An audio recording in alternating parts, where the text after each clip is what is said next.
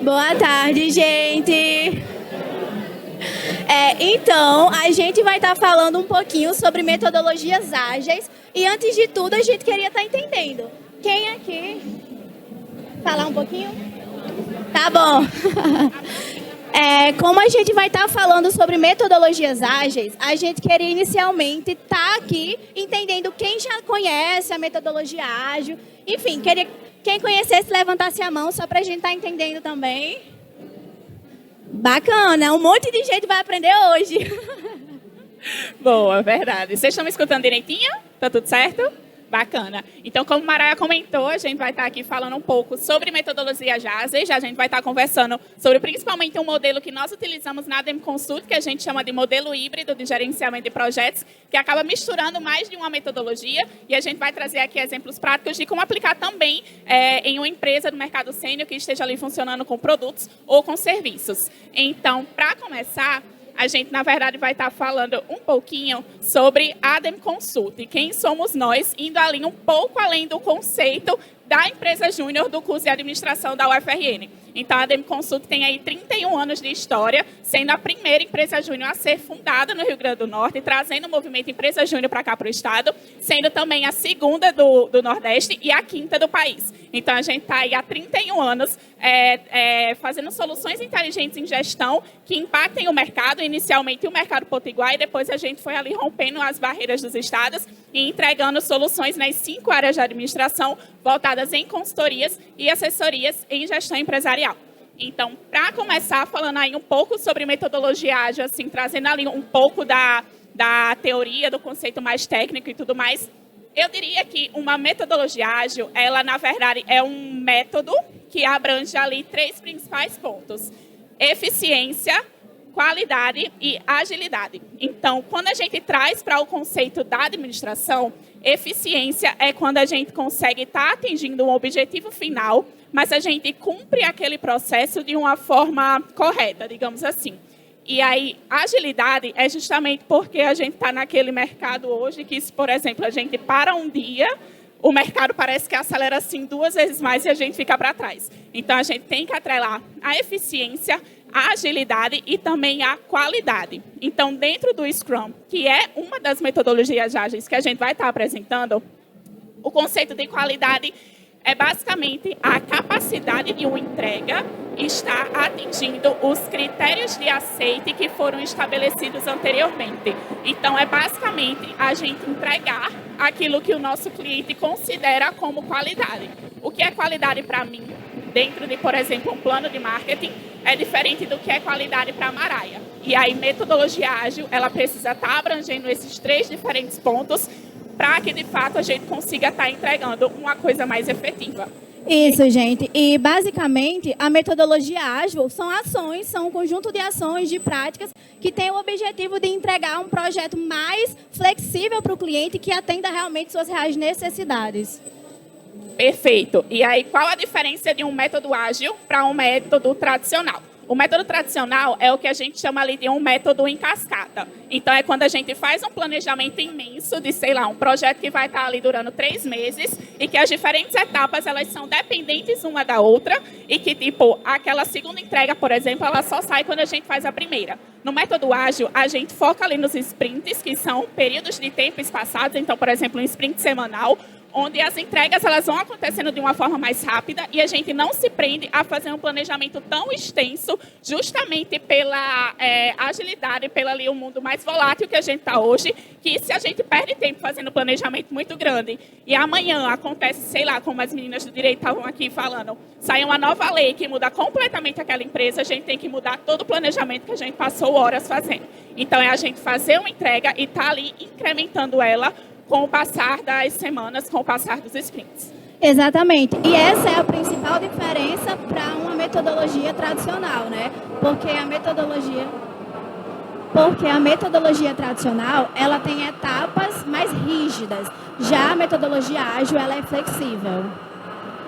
Gente, tá dando para ouvir?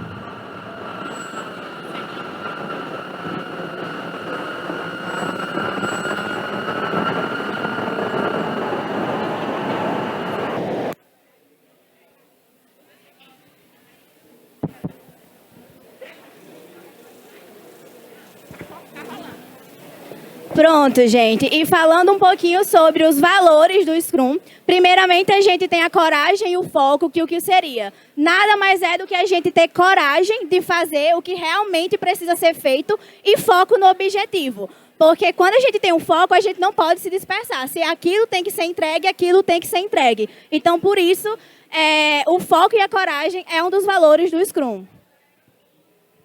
Perfeito. E aí, os outros 2 valores do Scrum são abertura e respeito. Então, quando a gente fala sobre uma metodologia ágil, a gente precisa ter ali a abertura para ouvir as diferentes partes que estão envolvidas naquele projeto, naquela atividade, ter aquela abertura para que todas elas digam, eu concordo com isso, eu não concordo com aquilo, eu acho que isso aqui poderia estar sendo melhorado, eu acho que isso aqui poderia estar sendo ajustado. E o respeito é justamente a gente entender essas partes e estar trabalhando para que todas elas sejam atreladas ali em conjunto para que a gente entregue um negócio que, de fato, atenda às necessidades dos diferentes agentes envolvidos. Consecutivamente, para que no final a gente entregue um mapeamento de processos. Então, a gente vai listar todas as atividades que precisam ser entregues. Então, eu preciso me reunir com diversos setores da empresa para entender a realidade, para mapear, para identificar gaps, para propor melhorias e para documentar os processos. Então, é essa listagem que a gente tem que fazer.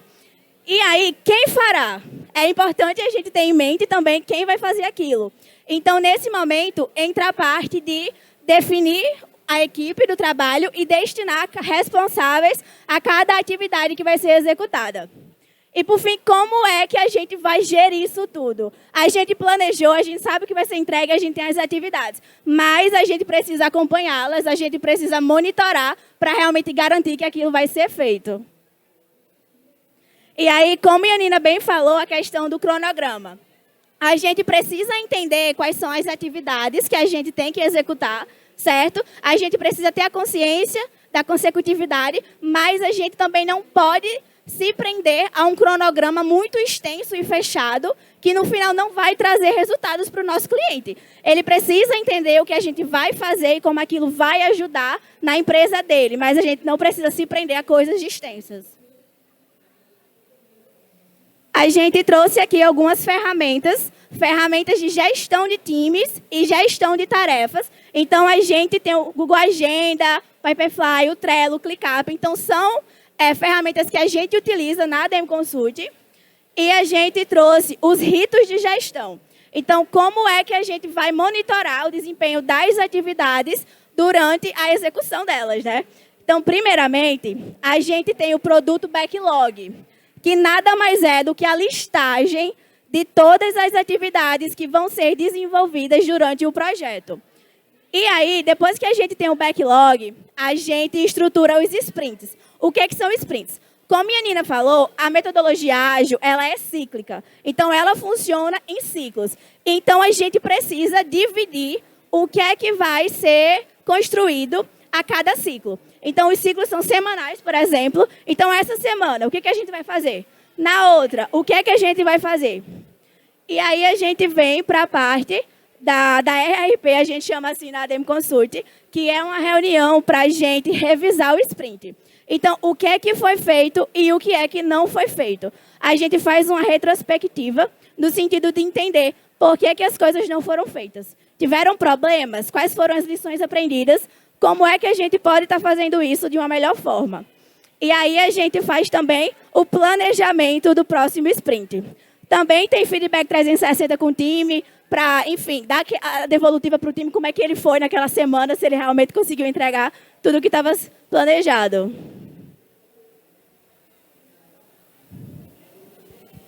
E aí, trazendo assim mais ainda para a prática e comparando também com outro modelo de gerenciamento, que é justamente ali a metodologia tradicional, digamos assim. Na tradicional, a gente só entrega o produto para o cliente lá no final. Na metodologia ágil, não. Como a Maraia falou, a gente funciona por ciclos. Então, a intenção é que no final daquele sprint, seja ele semanal ou seja ele quinzenal, nós tenhamos uma entrega pronta E aí, o que é o conceito de pronto? É justamente quando atingir os critérios de aceite definidos pelo cliente, quando o cliente diz, não, isso aqui está de fato bom, a gente vai e entrega. E aí, para isso, a gente vai funcionando nesses ciclos e as entregas são de forma constante. Então, se a gente tem um planejamento de estruturar, sei lá, um setor novo na empresa, a gente quer estar fazendo ali em até 3 meses. A gente não vai entregar a finalização do setor no final do 3º mês. A gente vai começar a fazer as primeiras entregas, as primeiras estruturações, a partir de, por exemplo, os primeiros 15 dias, através desses processos aqui, através desses ritos e dessas ferramentas para estar gerindo o time, para a galera estar se organizando e ter ali uma noção dos prazos e de quais as atividades que devem estar sendo feitas durante aquele período. E aí, como que a gente pode estar aplicando mais ainda na prática? A gente trouxe aqui um case de um projeto que nós pegamos, que aí é uma situação que é muito rotineira, seja em empresa júnior, seja em empresa sênior, que é a gente ver ali, nesse caso, os gestores, os líderes, estão percebendo que os funcionários não estão tendo rendimento adequado. Então, por exemplo, na minha EJ, eu percebo que o time comercial não está entregando da forma como deveria, ou na minha doceria, que foi o caso dessa empresa, os funcionários não estão atendendo da forma como eu acredito ser o ideal enquanto gestor. A gente está tendo um aumento significativo de reclamações por parte dos clientes. Então, os clientes estão visivelmente insatisfeitos com a forma como aquilo está acontecendo. Ou a gente não está transformando aquilo em resultados, que é justamente o 3º ponto, que tem uma redução na quantidade de procuras e, consequentemente, no aumento do faturamento naquele período. Então, é a minha EJ que não conseguiu bater uma meta naquele mês, ou é a minha empresa que não conseguiu estar vendendo o tanto que nós tínhamos planejado durante aquele período. E aí, qual é a solução nesse caso? A gente primeiro precisa estar tendo ali uma visão enquanto cliente, ter ali uma noção de qual está sendo a experiência dele, entender quais são os pontos fortes de melhoria naquele caso e também entender quais são as boas práticas dos nossos principais concorrentes. Por que a concorrência está crescendo e por que a minha empresa não está crescendo da mesma forma? E aí, para isso, a gente vai e aplica um cliente oculto. Tá, por que a gente está falando de cliente oculto aqui, de repente, numa palestra sobre metodologia ágil? Porque justamente a gente vai trazer o modelo da aplicação prática de um cliente oculto na sua empresa, seja sênior ou seja júnior, utilizando a metodologia ágil, montando ali desde o backlog, listando todas as tarefas e organizando também como que esse projeto, como que essa ação vai estar acontecendo na prática para que a gente consiga estar fazendo o que o Scrum chama ali de fazer o dobro na metade do tempo. Perfeito, gente. Então, a gente já definiu que o que a gente precisa fazer é o cliente oculto. Então, para que a gente consiga entregar um cliente oculto no final do projeto, o que a gente precisa fazer? Então, a gente listou aqui quais são as atividades que a gente precisa fazer. Então, tem a parte de reunião de alinhamento, buscar entender o que o cliente quer realmente daquele cliente oculto, quais são os critérios que ele quer analisar. Então, a gente define os critérios, a gente faz o formulário de percepções. Então, se vocês puderem perceber, a gente pegou todos os entregáveis que precisam ser executados dentro de um cliente oculto e definiu eles, dividiu eles em sprints semanais. Então, como que está aqui? Primeiramente, a gente vai estruturar os materiais base, a gente vai ter a reunião, a gente vai entender a percepção do cliente, vai ver quais são os critérios e vai fazer o formulário. Então, isso aqui vai ser feito na primeira semana do sprint. E daí, posteriormente, a gente tem a parte de aplicação do cliente oculto. Então, a gente vai selecionar todas as empresas concorrentes que o cliente acha interessante a gente estar fazendo aquele cliente oculto, como também a gente vai estar realizando aquele cliente oculto na empresa do cliente. Então, é isso aqui que a gente vai estar fazendo nessa semana. Na outra semana, a gente vai estar fazendo o relatório do cliente oculto. Então, a gente vai estar compilando todas as informações que a gente conseguiu listar naquele cliente oculto, encontrando os gaps identificados e colocando planos de ação. Tanto para solucionar os gaps, como também para pegar as boas práticas dos concorrentes. E aí, no final, a gente também disponibiliza a parte de material de apoio, de treinamento, enfim. Então, na prática, é assim que acontece. A gente entende o que precisa ser feito, destrincha em atividades e divide essas atividades em prazos. E aí, como é que a gente faz o gerenciamento de tudo isso que a gente acabou de falar? Primeiramente, o que a gente fez foi fazer o backlog do cliente oculto. Então, a gente listou todas as atividades, certo? E aí, essas atividades elas foram divididas em sprints semanais Cada atividade foi destinada a responsáveis, porque a gente não pode falar, isso aqui precisa ser feito, a gente precisa realmente dar um responsável final para que a gente também consiga acompanhar e cobrar e tudo mais. E aí, para acompanhamento dessas atividades, existem as dailies. As dailies são o quê? São reuniões rápidas. O objetivo é ser reuniões de 15 minutos e todo mundo em pé mesmo, para que realmente não tenha nenhum empecilho, todo mundo entenda que é uma reunião rápida. Então, eu vou chegar no meu time e vou perguntar, gente, o que é que foi feito, o que é que não foi feito, e quais são as dificuldades que vocês estão tendo. Por quê? Porque aí a gente identifica, a gente não chega no final do sprint para ver o que não foi feito e entender as dificuldades do nosso time. A gente chega no meio e pergunta, qual foi a dificuldade? E assim a gente trabalha em cima delas, para que a gente garanta que ao final desse sprint as coisas estarão concluídas. E aí no final do sprint a gente tem a retrospectiva, que é justamente entender lições aprendidas, enfim, e a revisão, que é ver o que foi feito, o que não foi feito, e o planejamento do próximo sprint.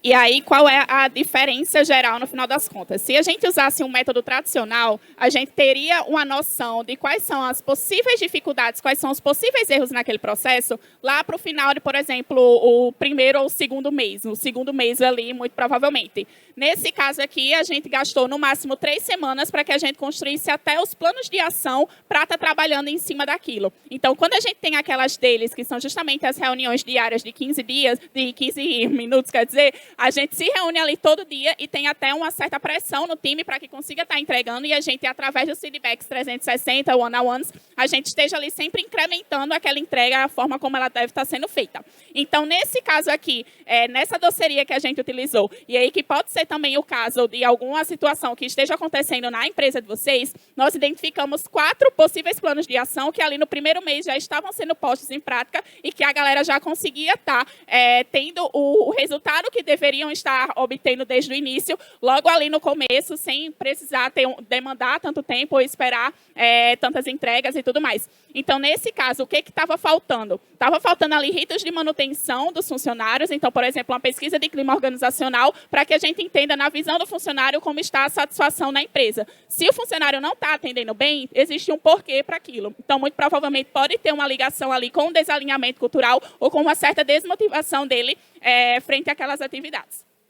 Segundo ponto, a revisão do processo. Então, será que a forma como a gente está atendendo o nosso cliente nessa doceria está sendo feita da forma correta? A gente precisa estar revendo, através do cliente oculto, a gente vê como que, por exemplo, o meu concorrente recebe o cliente na sua empresa e como que a minha empresa está recebendo. Como que o meu cliente recebe aquele produto, recebe aquele bolo e como que a minha empresa entregou. Qual é a temperatura, qual a qualidade da comida. Dentro de uma empresa, como que o meu closer recebe um cliente na sua reunião inicial, no seu diagnóstico, e como que o concorrente está fazendo aquilo. Porque a gente analisa ali na experiência do cliente os diferentes pontos que interferem na qualidade final. A gente revê esse processo e repadroniza ele da forma adequada, trazendo as boas práticas do mercado também.